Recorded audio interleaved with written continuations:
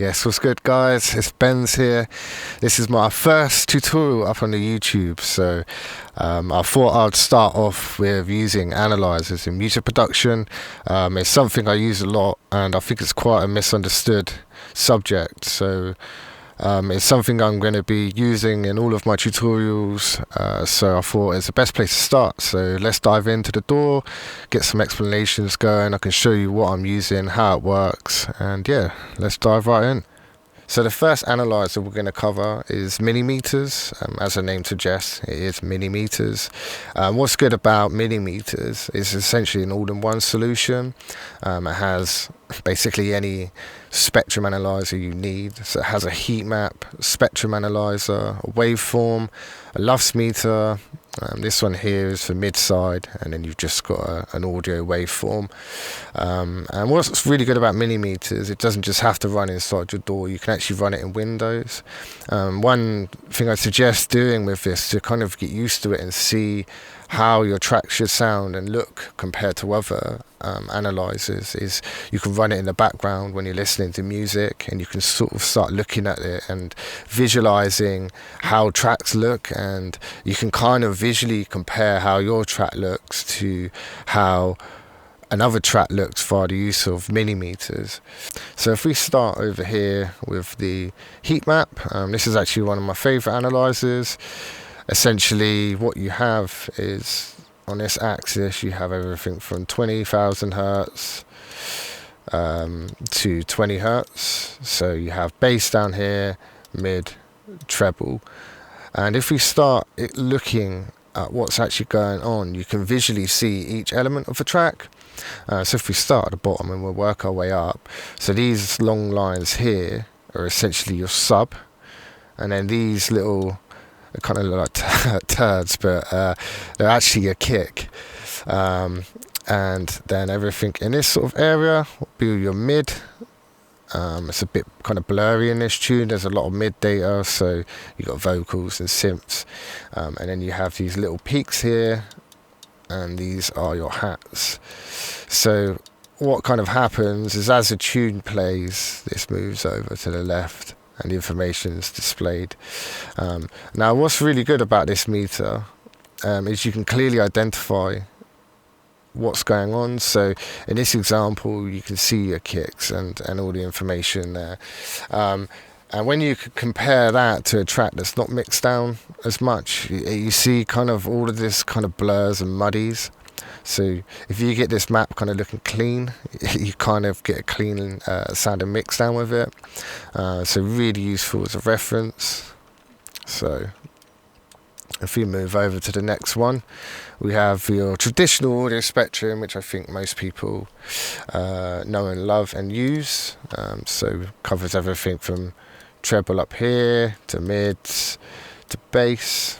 And this little line here, which kind of goes through the waveform at the back, it actually covers mid-side. So the waveform at the back is your mid, and then this grey waveform is the side. And then if we move over, this analyzer here is a wave spectrum, and I split it into mid-side.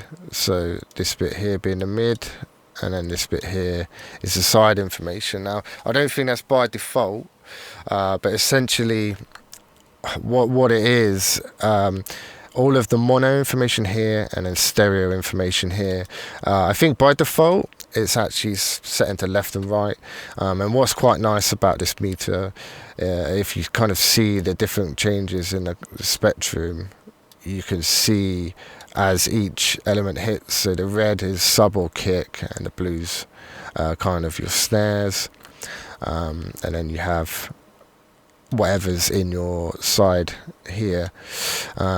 Next we've got a volume analyzer. So this is measured in LUFS, so you can get an idea of how loud your track's sounding without using any other third-party analysis. So D&B tends to be quite loud, so this tune's sitting at 4.02 LUFS. The next analyzer we have is it covers like mid-side and stereo signal, so everything in this line here or right down the middle is your mid signal, mono signal. and then anything kind of coming out the sides is actually the side signal. So it's very good for getting an idea of mid-side on your EQ. And then over here we have the wave-shape spectrum. So let's jump into Studio One and we can just see a quick example of. Right, so let's run some audio through Minimeters, and what we do as it plays, we can have a talk about what's happening and what's being displayed on the screen. So I've got my track balance here, we'll play it from the start, and what you'll see is as the tune plays, the various elements hitting within the track. So as we said earlier, you've got your bass at the bottom, your mids here, and then trebles at the top.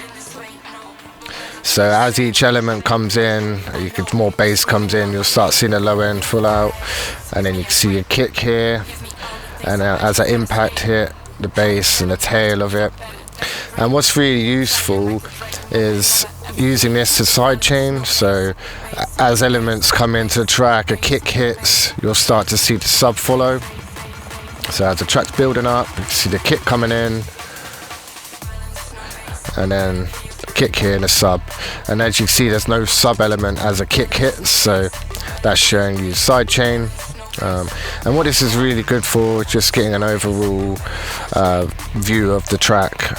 And you've got your standard spectrum analyzer in the middle, you can see the sub here, hats here, and then all the mid information here. And then as it move over to the waveform, you can see the side information, and then the mid in the middle, and then you've got your volume analyzer mid side here, and then just a waveform here. So as the sub comes out, this kind of turns pink and blue, and then as it drops and the sub hits, you can see this kind of changing red. So yeah, really useful for getting an overall feel of the track, and kind of just a really good tool for using as reference. Okay then, so quickly, just before we move on, let me show you the settings that I've enabled on Minimeters. So I think the main one here, you want to go to waveform, and on channel 1 put it to mid, and then channel 2 to side, and then color mode to multiband. And that will give you the mid and side information on the wave analyzer, and then under main you've got linear, free band, and bidirectional. I think spectrogram I may have changed as well, horizontal, sharp, and logarithmic, but anyway, take a screenshot, capture, and you can take these settings and apply them to your own Minimeters. Okay, so the next analyzer we've got is Span. This is a free download. I think this is quite a common analyzer used in music production. It's just got a really nice way of portraying the waveform. So similar to Minimeters spectrum analyzer, this one just gives you a bit more information. So again, we've got the whole audio spectrum from 20 Hz, your sub, to your mid, to your treble. And on this analyzer, I've set it up so it's in mid side again.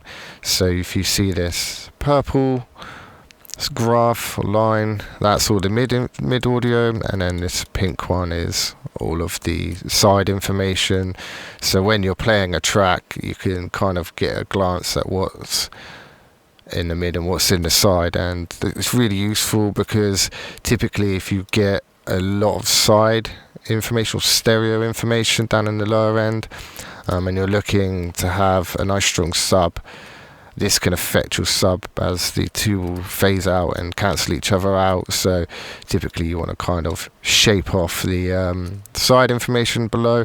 Not to say in every case that's true, because if you're creating like respaces, you can get nice wobbles and phasing effects which sound really good, but in this particular scenario it's a really solid sub straight down the middle, and it's nice and thick.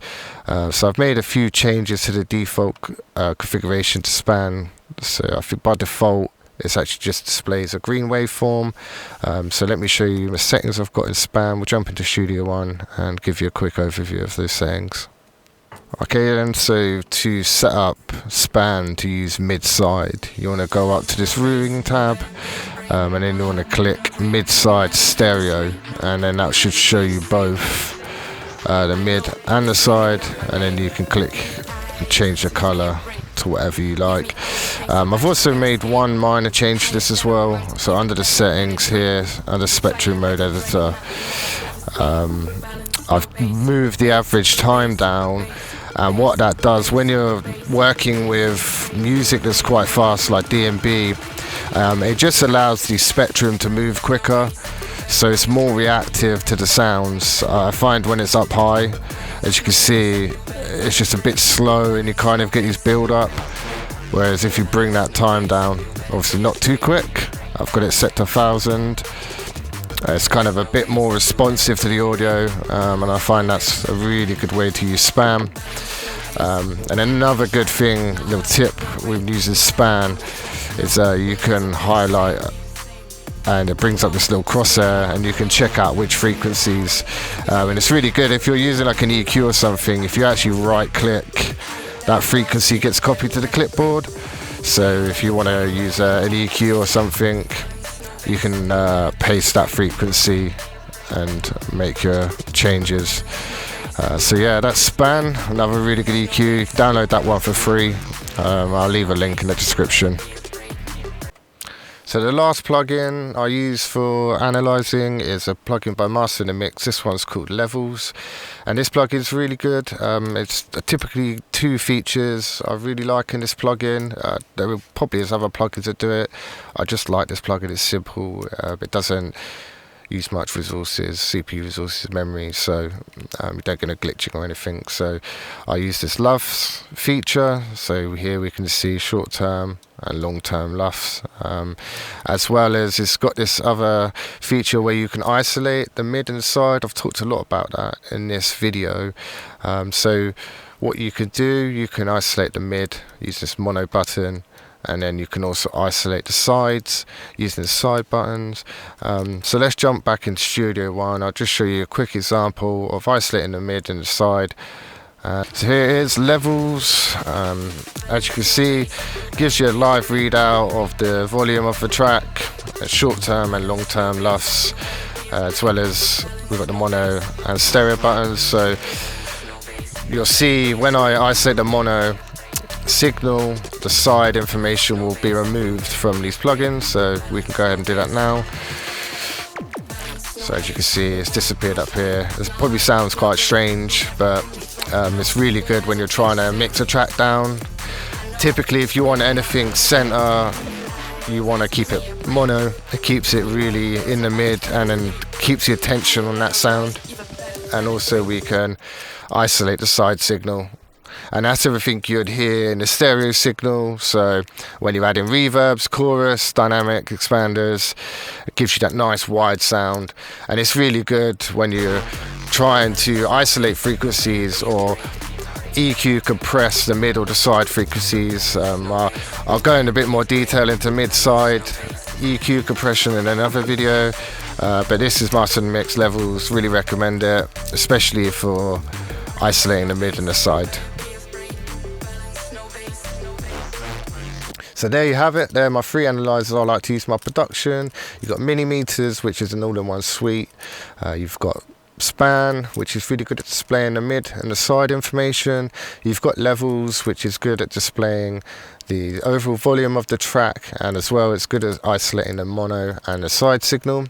If you found anything in this video useful, or there's anything you want to expand on, drop a comment down below, and I'll check them out and I'll just reply to those comments, or if it needs another video, then I can expand on that, and we can keep creating these content. So if you're not already, make sure you hit that subscribe button. I'll leave a link to my music down below, and if you find any of these tutorials useful, get your notifications turned on, and just keep giving me feedback, and I'll keep creating these videos, and I'll catch you in the next one.